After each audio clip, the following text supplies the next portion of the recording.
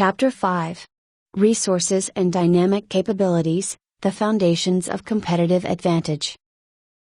Mary B. Teagarden and Andreas Scotter. Introduction. The basic logic behind business strategy is the development of a competitive advantage in order to generate profits. Strategists focus on both the formulation of strategy and the implementation of strategy. Both of these activities depend on the fit between the competitive environment a company faces and the resources at its disposal, plus the way the organization configures these resources. Apple, Dell, and Lenovo compete in the same industry, information and communications technology, yet each creates value for customers and competitive advantage for themselves in different ways. Apple differentiates by focusing on creating seamless integration of its computers and products in a service-rich customer experience. Lenovo focuses on providing standardized computers, and provides customer support through a network of retail outlets. Dell takes yet another approach. They provide mass-customized computers built using a large, but not infinite menu of options that can be configured to meet a wide range of customer needs that they support with virtual online or call center service.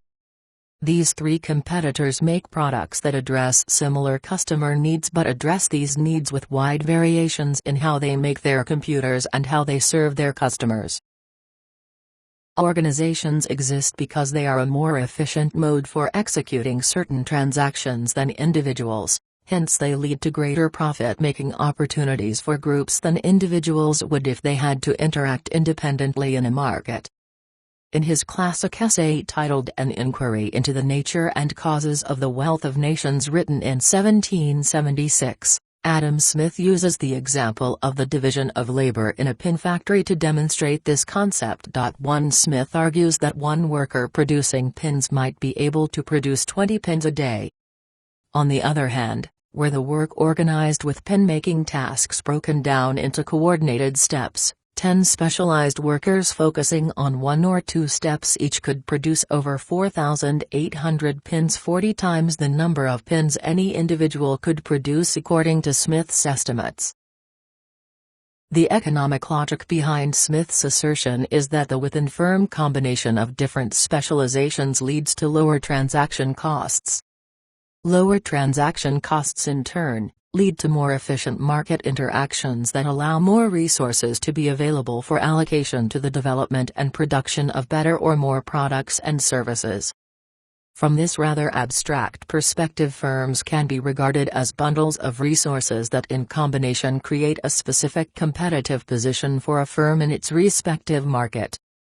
In our earlier example, Apple, Lenovo, and Dell each configure different bundles of resources that result in different competitive positions in their markets. The important strategic questions for executives then become: 1. Why do customers buy our products or services? 2. How are we different from our competitors? 3. How can we bundle our resources in order to gain a market advantage? 4. What are the key success factors that drive our competitiveness?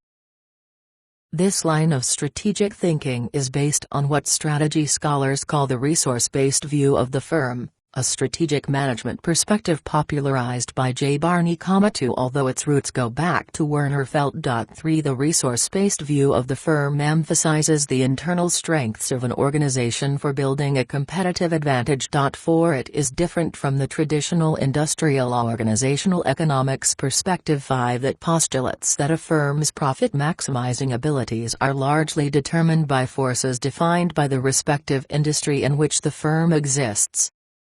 The resource-based view suggests that competitive advantage can be achieved when a firm holds valuable resources that are 1. Rare, 2. Difficult to imitate, 3. Not substitutable, and 4. Organized in ways that allow them to be exploited. These key characteristics are commonly expressed in an acronym, VRINO, based on the initials of the key characteristics: valuable, rare, inimitable, not substitutable, and organized to be exploited. Barney defined resources in a fairly general way and included all fixed assets, capabilities, organizational processes, firm attributes, information, and other knowledge. 6 Barney's model initially contained only valuable, rare, and inimitable resources characteristics. It was later that other scholars added the not substitutable and organized to be exploited dimensions. 7 Vrino resources can be many different tangible and intangible assets, including technology, machinery, talent, location, natural resources, know-how in general and in specific in the form of patents, brands, and much more. In the automotive industry, for example, engine technology, design know-how, and market access based on a strong dealership network can all be Vrino resources depending on the individual market characteristics. As illustrated in our earlier computer company example, in a given industry competitive advantage can be achieved in many different ways and there is not necessarily one best set of resources or one preferable combination of resources that leads to competitive advantage.